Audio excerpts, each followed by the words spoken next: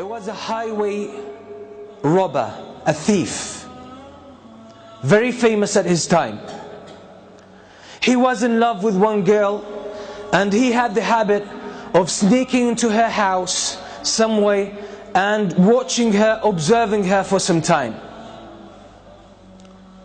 And in night, he would go and attack caravans, Hajj caravans, travelers, and he would strip them of their property and their wealth and their belongings. He was notorious to the extent that a lot of the caravans were most of the time would change route to avoid that area. One night he climbs up the wall of the house of that girl that he loves, and he sneaks into the house, and as he was making his way into the house, someone was praying Qiyam al-Layl. Someone was standing before Allah subhanahu wa ta'ala and praying at night alone, reciting the words of Allah subhanahu wa ta'ala, أَلَمْ يَأْنِ لِلَّذِينَ آمَنُوا أَن تَخْشَعَ قُلُوبُهُمْ لِذِكْرِ اللَّهِ. Hasn't the time come yet for the believers that their hearts pay heed and feel humility to the words of Allah? Hasn't that time come yet? And the words shook him and grabbed his heart, and he was moved deep inside. It hit a chord. He started thinking about these words, and he forgot the main reason why he came to this house. And the only response that was on his tongue, his spontaneous response, was Bala ya Rabbi qad an. Indeed, my Lord, the time has come. And that moment he changed.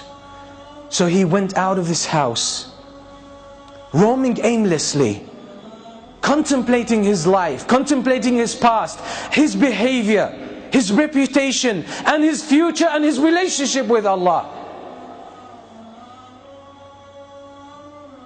He ended up with a group of people who gathered together, and they lit a fire, and there were travelers, strangers. He asked their permission to join them. He sat with them, and they were disputing whether to spend the night there or to carry on their journey.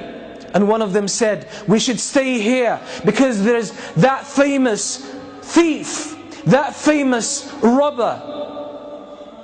That's his area, and if we carry on traveling, we might, or he might jump on us, and we'll be in trouble. So let's spend the night here, then we will set off in the morning. And the name they mentioned, the name of that thief, was this very person. It made him think to himself, what did I do that people fear me that much?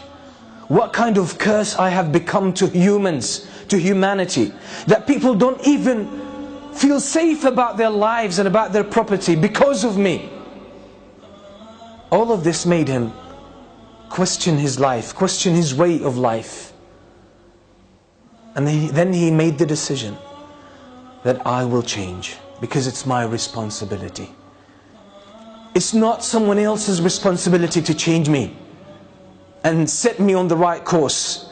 It's my own initiative, and if I don't take it, it might never happen, and I will face the consequences on the day of judgment. And that's exactly what he did. And he became one of the famous scholars, one of the famous worshippers in the history of Islam, and that's Al-Fudayl ibn Iyad. That's the story of Al-Fudayl ibn Iyad. Until today, the books that talk about our relationship with Allah subhanahu wa ta'ala, how to purify ourselves, how to become better Muslims, better believers, have dozens of his beautiful statements full of wisdom. Who was one day a thief, famous one.